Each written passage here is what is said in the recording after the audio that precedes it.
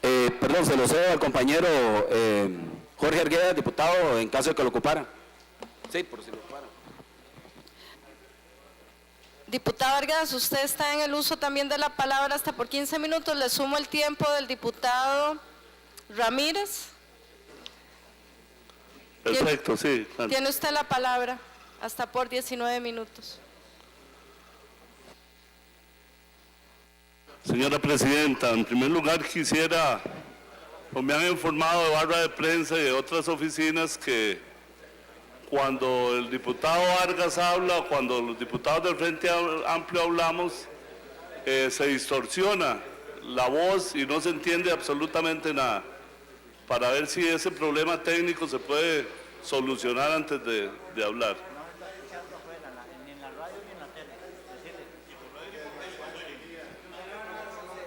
Están indicando los compañeros y compañeras que a efectos para ir precisando el obstáculo técnico, favor no acercarse tanto al micrófono en virtud de que hay un eco propiamente por el espacio que hay entre el interlocutor y el micrófono. Mantener una distancia y vamos a estar atentos a lo que usted señala, diputado. Correcto, es que curiosamente es cuando se dan nombres y entonces vamos a ver. Ni oír ni ver. Ah, bueno. Okay. Nadie más que yo ha sido objeto de los pericuetos de la DIS, pero tengo muy claro que todos los estados nacionales tienen que tener una dirección de inteligencia y seguridad. Recuerdo muy bien cuando se creó la DIS y cuando empezó a trabajar siendo técnico en telecomunicaciones, la DIS no llegaba a las centrales telefónicas a intervenir los teléfonos con grabadoras, que era una acción muy arcaica. Llegaba gente del organismo de investigación judicial con una orden de un juez y lo hacían los técnicos encargados de la central. El único que podía tocar las grabadoras era el técnico encargado de la central o el subjefe. Posteriormente, cuando empezó a desvirtuarse la acción de la Dirección de Inteligencia y Seguridad del Estado, precisamente viene aparejado a los eventos sociales desde la llegada de la empresa Millicom al país, pasando por el combo energético, por la huelga de los maestros, por el Tratado de Libre Comercio. Pero ya no solo llegaba el OIJ con la venia de un juez, sino que llegaba gente de la Dirección de Inteligencia y Seguridad del Estado, que todo proviene de una visión muy clara de intervención de las instituciones más estratégicas. Por ejemplo, en los años 80 se metió en el ICE una cantidad de muchachos a trabajar un proyecto que se llamaba 100.000 líneas. Ahí iban más de 20 agentes de la Dirección de Inteligencia y Seguridad del Estado a trabajar como técnicos, a introducirse en todas las acciones que el movimiento sindical del ICE empezaba a manejar en ese momento, inclusive metiéndolos en algunas organizaciones sindicales. Después nos encontramos con esas mismas personas siendo encargados de la seguridad de la Casa Presidencial. Y así sucesivamente.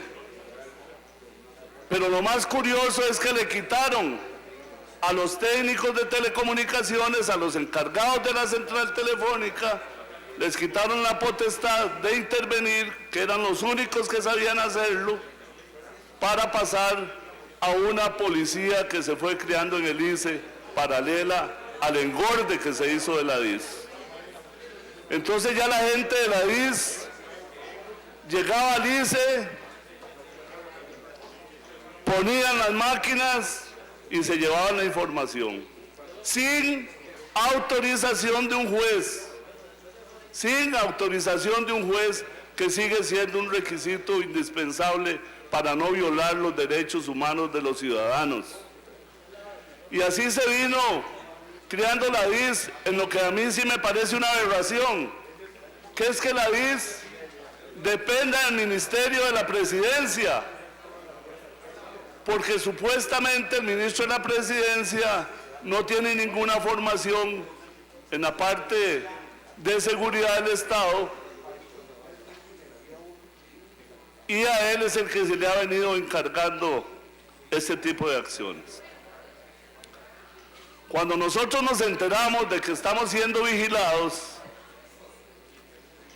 contratamos a alguna gente de seguridad privada y efectivamente empezamos a descubrir frente al sindicato vehículos que todos pertenecían a la DIS, o taxis, me recuerdo la placa 333, que manejaban algunos taxis también agentes de la DIS, encubiertos agentes de la DIS, y así tuvieron intervenidos a una cantidad de personajes.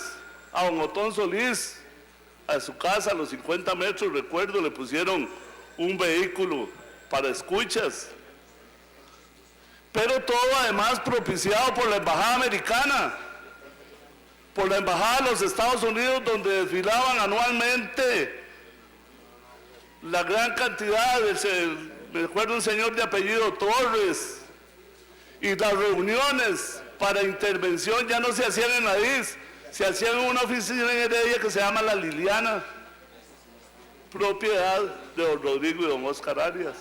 Ahí se hacían, y ahí se sabía a quién se iba a intervenir, y esa unidad del ICE, que creció y creció, hoy gasta solo en seguridad privada 15.000 millones de colones, donde hay una cantidad de investigadores que pierden el examen en el organismo de investigación judicial y entonces van a parar al ICE.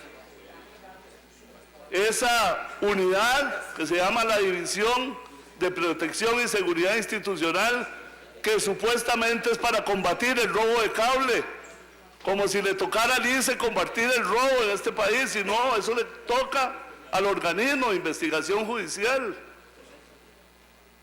Y ahí fueron metiendo una cantidad y cantidad y cantidad de gente que hoy indiscriminadamente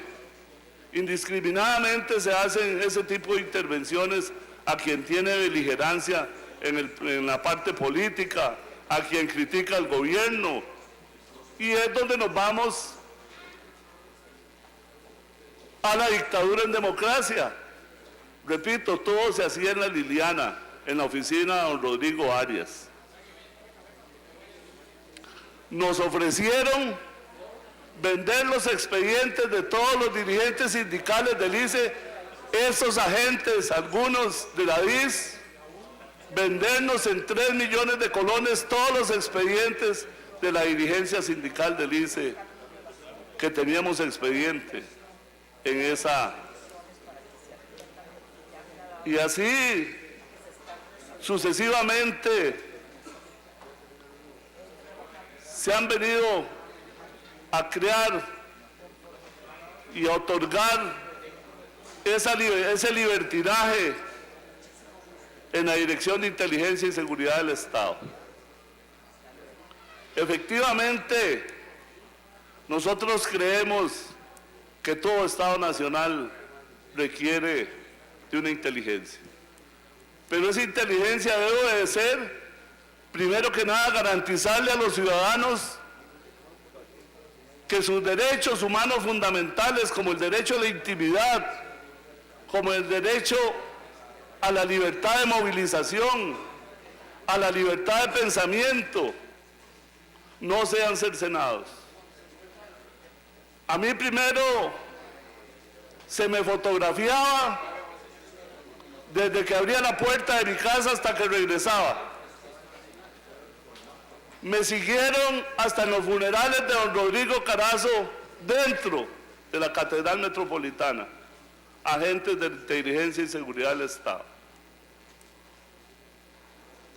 Seguían a mis hijos, los vehículos de mis hijos, seguían a mi esposa, visitaban mi casa en horas de la madrugada para detectar cuál era el carro de mi esposa, para también tomarle fotos.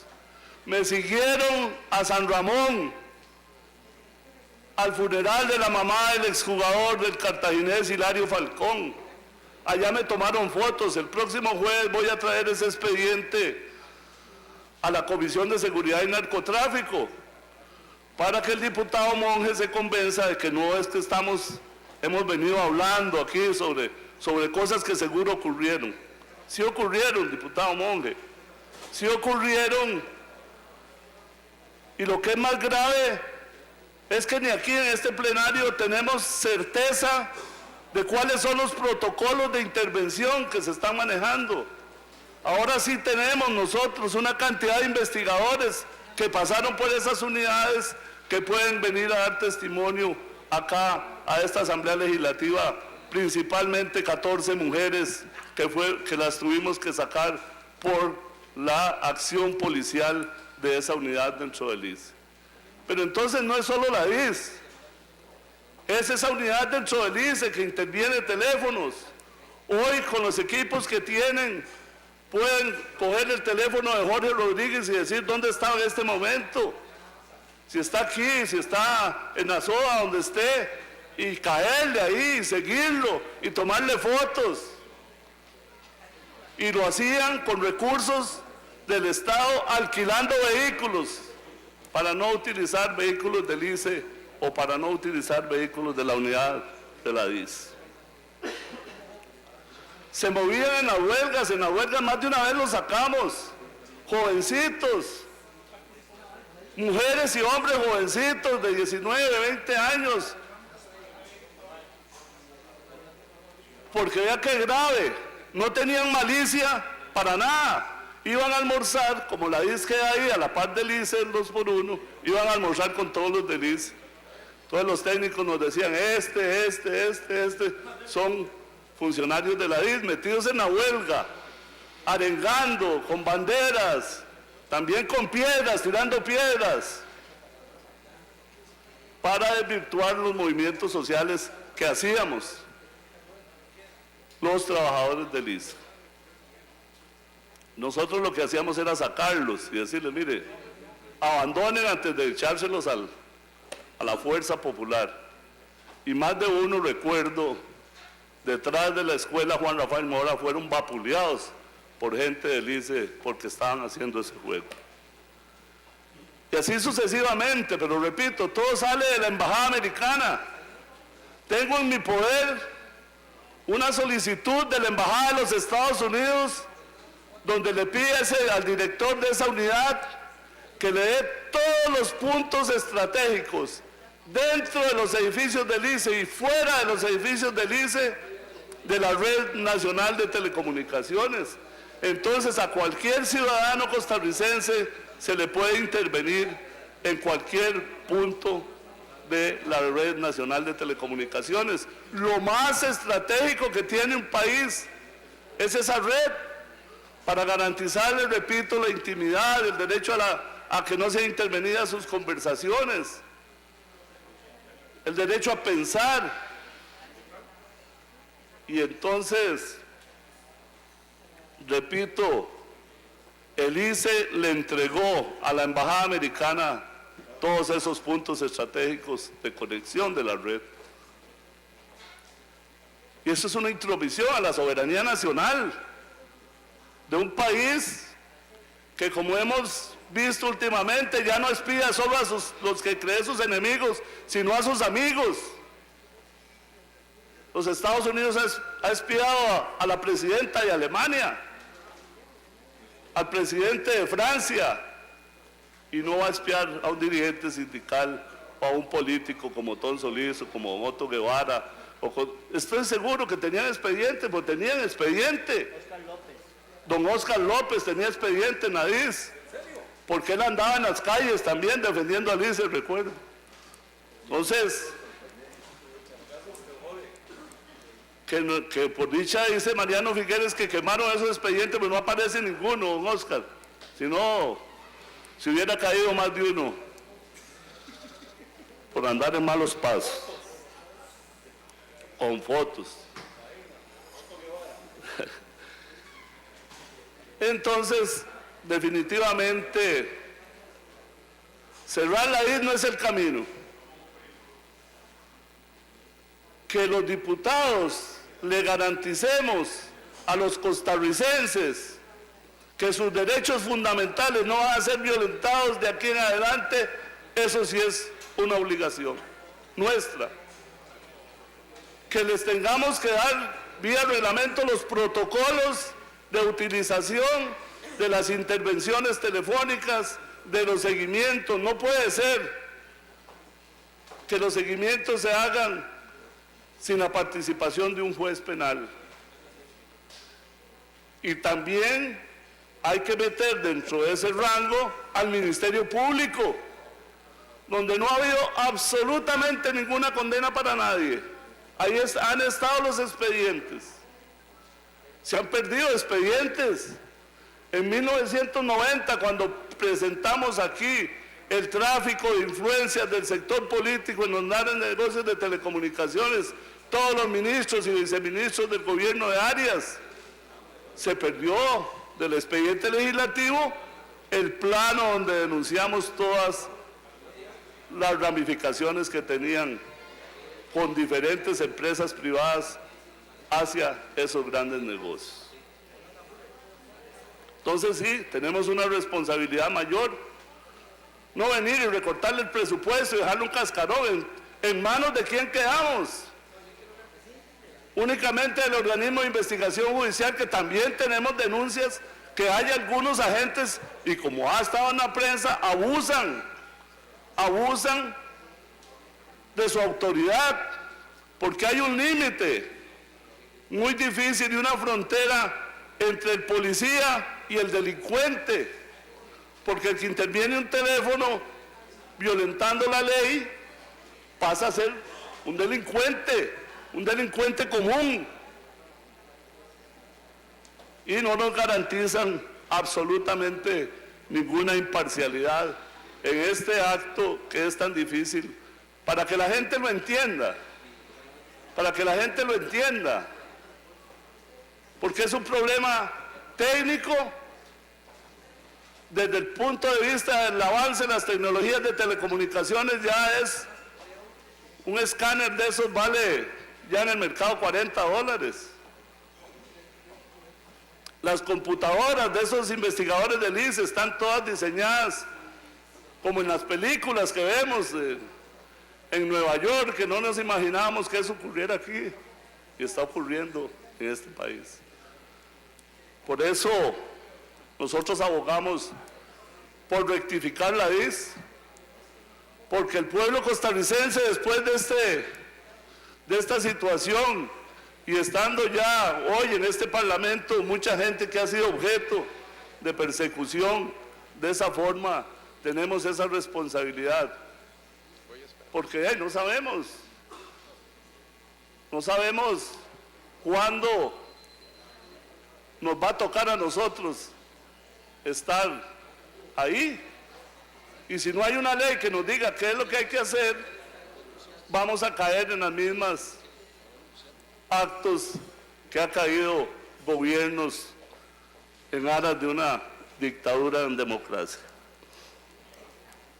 Repito, ni se escapa la embajada americana, ni se escapan los ministros de la presidencia, ni se escapa el organismo de investigación judicial, ni se escapa el Ministerio Público, y mucho menos el ICE.